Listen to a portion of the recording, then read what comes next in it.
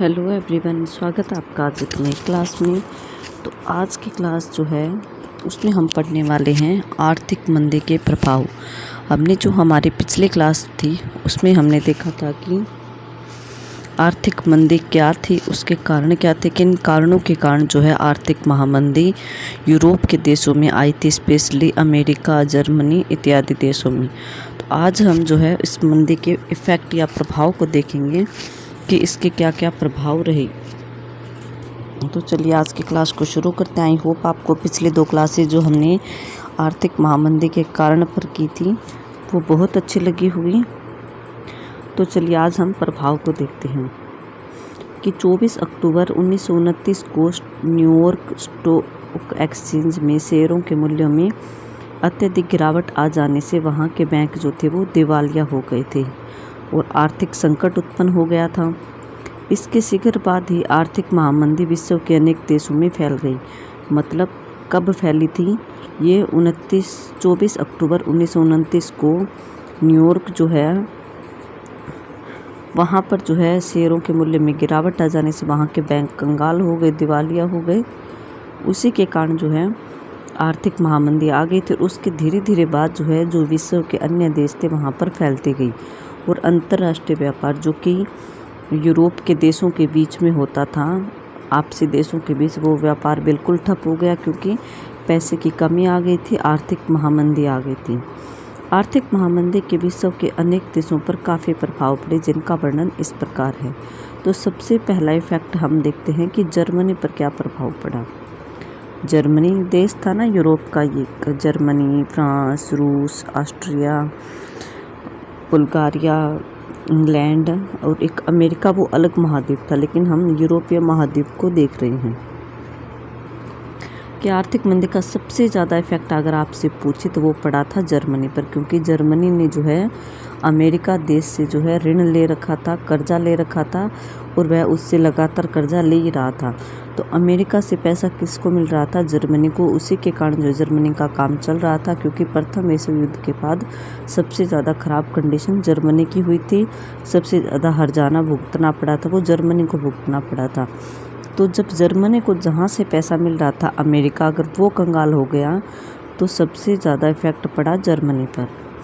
कि जर्मनी प्रथम विश्व युद्ध में हार गया था, उसकी स्थिति पहले ही खराब थी। तो आर्थिक महामंदी आने से जो उसकी स्थिति या कंडीशन और ज़्यादा खराब हो गई। उसका आंतरिक और बाह्य व्यापार जो था वो बिल्कुल समाप्त हो गया। प्राप्त स्रोतों से जानकारी मिलती है कि जिस रूट घाटी में कभी कभी मशीनों का शोरगुल सुनाई पड़ता था, वहाँ आज फ्रांसीसी सैनिकों के जूतों की आवाज़ आती। इस लाइन का मतलब ये है कि एक रूट घाटी है जिसको कि रूहर प्रदेश भी बोला जाता है। वहाँ पर जो है वो औद्योगिक एरिया था, इंडस्ट्रियल एरिया था, वहाँ पर उत्पादन होता था, फैक्ट्रियाँ थी, उद्योग थे। तो वहाँ पर जो है पहले मशीनों से जो है काम चलता था उद्योगों में, लेकिन जब ये आर्थिक महामंदी आई तो सारे उद्योग धंधे, फैक्ट्री वहाँ पर बंद हो गई और फ्रांस जो था, फ्रांस ने इस प्रदेश पर अधिकार कर लिया था, रूट घाटी पर।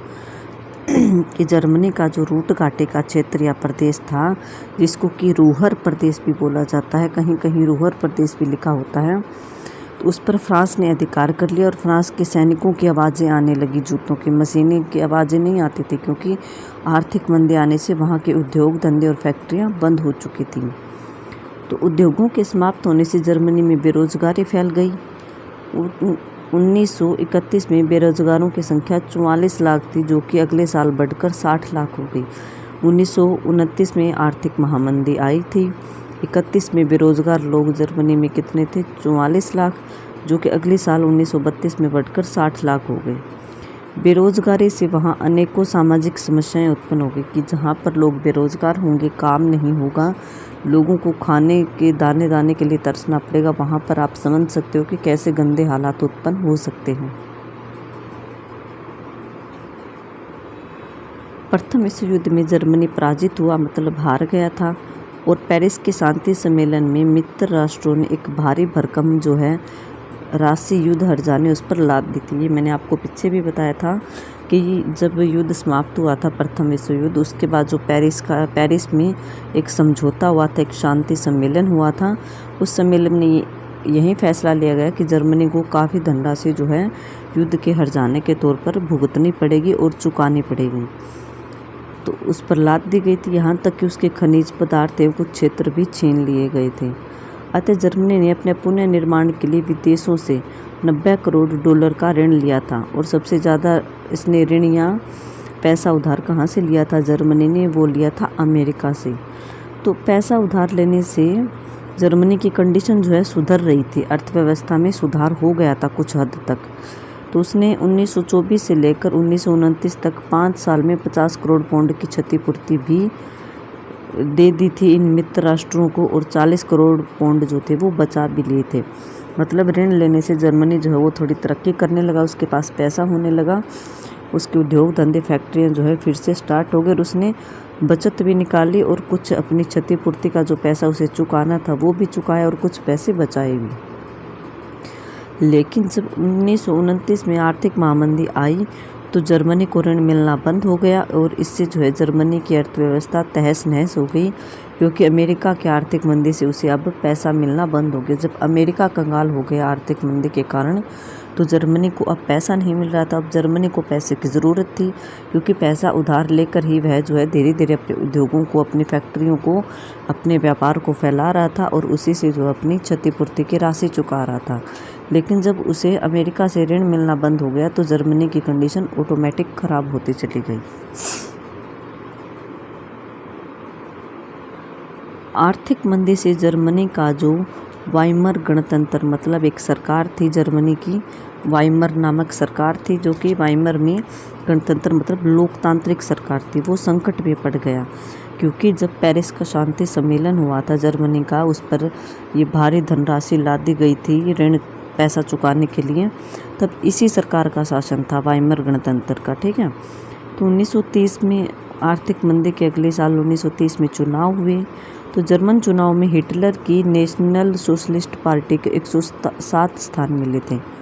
अब ये नए बंदे की एंट्री हो रही है जर्मनी में, हिटलर। ठीक है। एक पार्टी का नाम, एक तो वाइमर गणतंत्र पार्टी थी, उसने अपनी सरकार बना रखी थी, तो उसकी सरकार चल रही थी। एक अन्य पार्टी जिसका नाम था नेशनल सोशलिस्ट पार्टी, और इसका मुखिया कौन था? हिटलर। तो इसको जो है 1930 के चुनाव में 107 सीटें मिली थी। ठीक है। इसके बाद 1933 के संसदीय चुनाव में नाजी दल, ये जो हिटलर का नाजी दल है ना, इसको नेशनल सोशलिस्ट पार्टी को नाजी दल भी बोला गया, इसको 1933 में 230 सीटें प्राप्त हुई और हिटलर की सरकार बन गई। और जो ये वाइमर गणतंत्र की सरकार थी वो गिर गई थी। इसका लोगों ने काफ़ी विरोध भी कर रखा था, लोग इससे उब चुके थे। कहीं ना कहीं लोग जो है जर्मनी की कंडीशन ख़राब, जो कंडीशन हुई थी उसका जिम्मेवार भी इस सरकार को मानते थे, क्योंकि इसी सरकार ने जो है उस शांति सम्मेलन में उस समझौते पर हस्ताक्षर किए थे और एक भारी धनराशि अपने ऊपर, मान लीजिए अपने ऊपर ले ली थी कि हाँ मैं ये राशि चुका दूंगा। तो जर्मनी के कई लोगों का, कई पूंजीपतियों का, इनका ये मानना था कि अगर उस शांति सम्मेलन पर यह सरकार हस्ताक्षर नहीं करती तो शायद हमें इतना पैसा नहीं देना पड़ता और हमारा देश इतना ज़्यादा कंगाल नहीं होता और हमारी कंडीशन इतनी ख़राब नहीं होती। मतलब कहीं ना कहीं लोग मान रहे थे कि वाइमर गणतंत्र जो सरकार थी उसने अच्छे से सरकार नहीं चलाई, उसने देश को अच्छे से नहीं चलाया, उसने देश को कर्जे में डुबो दिया। ऐसा करके मतलब ये जो अब हम नेक्स्ट हिटलर का पढ़ेंगे ना, हिटलर की नेशनल सोशलिस्ट पार्टी जर्मनी में नाजीवाद टॉपिक, उसमें जो है ये आपको अच्छे से समझ आएगा। आप बस इतना याद रखना कि आर्थिक मंदी किस में, जर्मनी में सरकार कौन सी सरकार का शासन था, तो वाइमर गणतंत्र।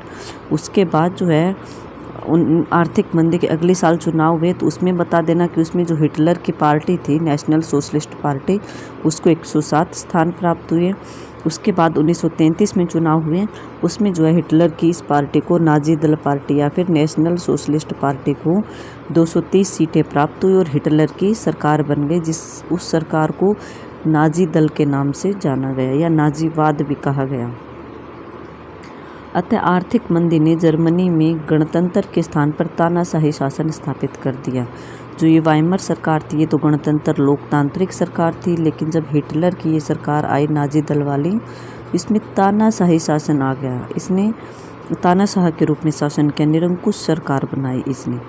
अब जर्मनी में अधिनायकवाद की नीति पर चलते हुए मध्य यूरोपीय देशों के साथ मिलकर अमेरिका और फ्रांस के व्यापार को क्षति पहुंचाने का प्रयास किया। तो अब हिटलर की जब सरकार आई तो उसने कहा कि अब हम दूसरे देशों को हराएंगे तभी हमारी जीत होगी। इन्होंने जो है क्या किया कि जो अमेरिका और फ्रांस है उनके व्यापार को हमें डाउन करना होगा, तभी हमारा जर्मनी, हमारा देश जो है वो आगे व्यापार में आगे बढ़ पाएगा। परंतु हिटलर का यह प्रयास सफल नहीं हो सका। आर्थिक संकट और ज़्यादा बढ़ता चला गया। परिणाम स्वरूप 1931 ईस्वी में ऑस्ट्रिया का एक बैंक था, उसका नाम था क्रेडिट अस्टाल्ट, वो दिवालिया हो गया, वो कंगाल हो गया। हम बात कब की करें? हम 1931 की, क्योंकि हिटलर की सरकार तो 1933 में बनी है ना, इससे पहले की बात हो रही है। एक बार आप पीछे आइए थोड़ा सा। इसके 2 महीने बाद जर्मनी का डर्मस्टर उद नेशनल बैंक ये भी फेल हो गया। इसके शेयर बाजार में हड़कंप मच गया। अतः जर्मनी ने क्षतिपूर्ति तथा ब्याज की धनराशि चुकाने से इनकार कर दिया, क्योंकि अब जर्मनी के पास कुछ था ही नहीं। तो उसने जो है मना कर दिया कि मेरे पास पैसा नहीं है, अब मैं क्षतिपूर्ति का जो हर्जाना था अब वो मैं नहीं चुका पाऊँगा। तो परिणाम स्वरूप जो मित्र राष्ट्र थे उन्होंने इस समस्या पर विचार करने के लिए लोजान नामक शहर में एक सम्मेलन बुलाया, जिसमें कि जो जर्मनी की क्षतिपूर्ति थी उसकी लंबी अवधि के बांडों में तब्दील कर दी गई। मतलब जर्मनी को टाइम दिया गया कि आप धीरे धीरे किस्तों के रूप में चुका देना, जब जब आपके पास पैसा हो आप इस क्षतिपूर्ति को भरपाई कर सकते हो। इसके बाद जर्मनी में आर्थिक मंदी पर काबू पा ले गए। अब मतलब जर्मनी में प्रेशर नहीं रहा पैसा चुकाने का। अब जर्मनी को ये छूट दे दी गई लोजान सम्मेलन में कि जब भी आपके पास पैसा हो आप धीरे धीरे करके इस धनराशि को लौटा सकते हैं। उसके बाद जो है जर्मनी ने थोड़ी सी तरक्की करनी शुरू की और आर्थिक मंदी पर काबू पाया। तो आज हमने ये देखा हमारी क्लास में कि जर्मनी पर कैसा प्रभाव पड़ा था इस आर्थिक मंदी का। मैंने आपको इस पूरे पैराग्राफ में जितना भी दे रखा है उसको डिटेल से समझाने की कोशिश की है। आई होप आपको ये जो जर्मनी पर क्या प्रभाव पड़ा इसका ये अच्छे से समझ आया होगा। नेक्स्ट प्रभाव पड़ा था संयुक्त राज्य अमेरिका पर।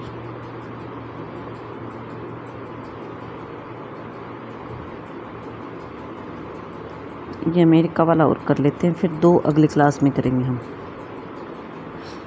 कि प्रथम विश्व युद्ध से पहले अमेरिका अमीर देश नहीं था, वह ब्रिटेन का कर्जदार था, मतलब इंग्लैंड से उसने कर्जा ले रखा था।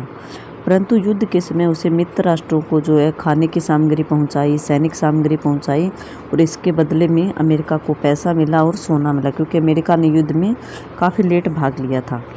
तो अतः यूरोप के देश उसके कर्जदार हो गए। प्रथम विश्व युद्ध में अमेरिका की जो काया थी वो पलट थी, अमेरिका की कंडीशन ठीक हो गई और जो युद्ध में भाग ले रखा था यूरोप के देशों ने, इंग्लैंड वगैरह देश ने, उनकी कंडीशन धीरे धीरे डाउन होने लगी और व्यापार संतुलन अमेरिका के पक्ष में हो गया। अब मतलब व्यापार में अमेरिका आगे था। अब अमेरिका एक महान आर्थिक शक्ति के रूप में उभरने लगा। प्रथम विश्व युद्ध के बाद भी इसी आर्थिक नीति को जारी रखा। अतः वह एक विश्व का निर्यातक देश बन गया, मतलब वह चीज़ों को सप्लाई करता था और देशों को, मतलब अमेरिका से माल जाता था तैयार होकर और यूरोप के देश उससे परचेज करते थे, उससे खरीदते थे और अमेरिका को बदले में पैसा मिलता था। विश्व के अनेक देश सोचते थे कि अमेरिका की अर्थव्यवस्था सर्वोच्च हो गई, मतलब अमेरिका तो बहुत ज़्यादा तरक्की कर लेगा।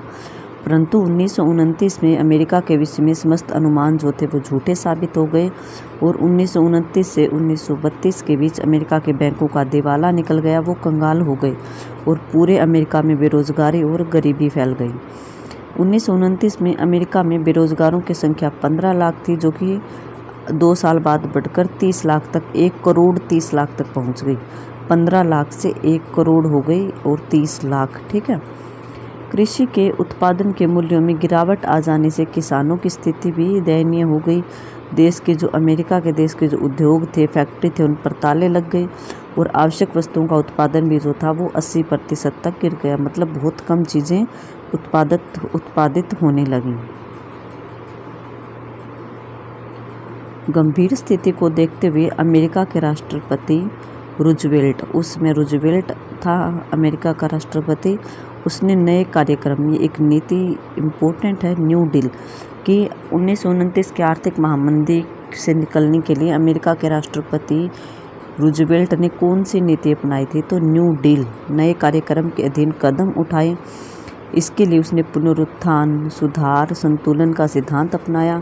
पुनः उत्थान का उद्देश्य था अर्थव्यवस्था का पुनर्गठन करना। हमें दोबारा से हमारे अर्थव्यवस्था को, हमारे कंडीशन को संभालना होगा, उसे सही करना होगा। जबकि सुधारवादी नीति में ज़्यादा से ज़्यादा उन सुधारों पर बल दिया गया जिन कारणों के कारण यह मंदी फैली थी। कि सुधारवादी नीति भी अपनाए इस न्यू डील नीति में अर्थव्यवस्था को संभालने का काम था। सुधारवादी नीति अपनाई और उन चीज़ों को सुधारने पर बल दिया जिसके कारण ये नौबत आ गई थी आर्थिक महामंदी वाली। उद्योग, व्यापार एवं कृषि के क्षेत्र में संतुलन का सिद्धांत अपनाया गया। अतः इन सुधारों के लिए 1932 ईस्वी में पुनर्निर्माण वित्त निगम, संघीय कृषि बोर्ड की स्थापना अमेरिका में की गई।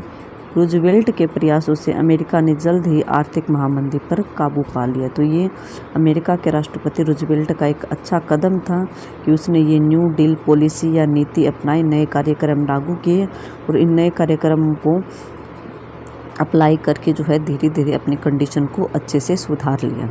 तो ये आज की क्लास में हमने अमेरिका पर प्रभाव देखा कि अमेरिका की कैसी कंडीशन हुई इस आर्थिक महामंदी के बाद, और जर्मनी पर इफेक्ट देखा।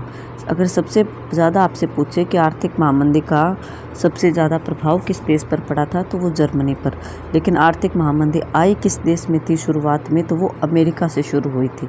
अमेरिका के बाद अन्य देशों में फैल गई थी। ओके, तो आई होप आपको ये क्लास अच्छी लगी होगी। अगर आपको क्लास अच्छी लगती है तो क्लास को लाइक करना, शेयर करना और चैनल को सब्सक्राइब ज़रूर करना।